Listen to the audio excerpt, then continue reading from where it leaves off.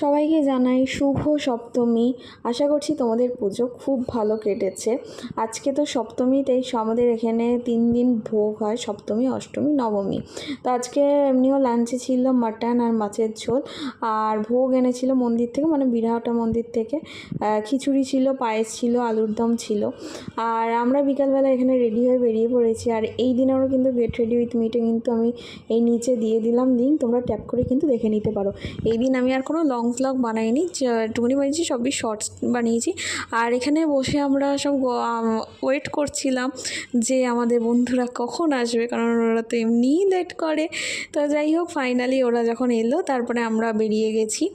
আর সেই দিনের আমাদের ফার্স্ট ঠাকুর ছিল হচ্ছে বাজে প্রতাপপুরের ঠাকুরটা লাস্ট 2 বছর ধরে দেখতে পাচ্ছি।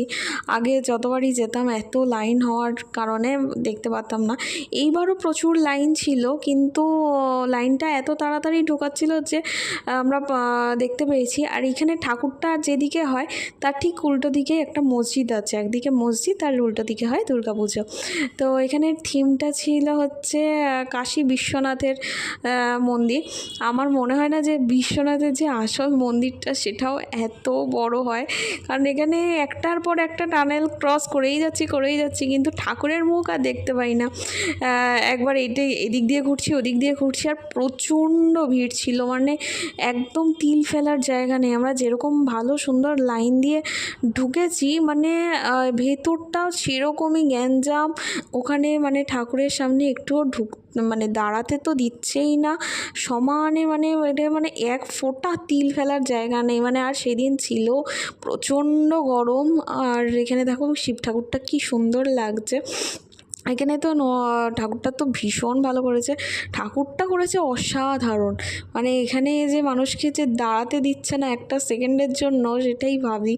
আর এখানে পাশেই আরতি চলছিল।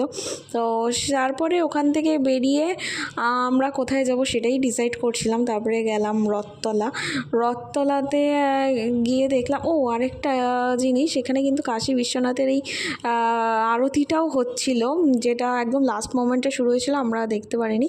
আর এটাই একটা জঙ্গলের ওপর কি থিম করেছিল আমি ঠিক বুঝতে পারছি না। তো ভালো লাগলে প্লিজ সাবস্ক্রাইব করে দিও, লাইক করে দিও আর শেয়ার করে দিও। তো টাটা, আবার দেখা হবে অষ্টমীর ভ্লগে।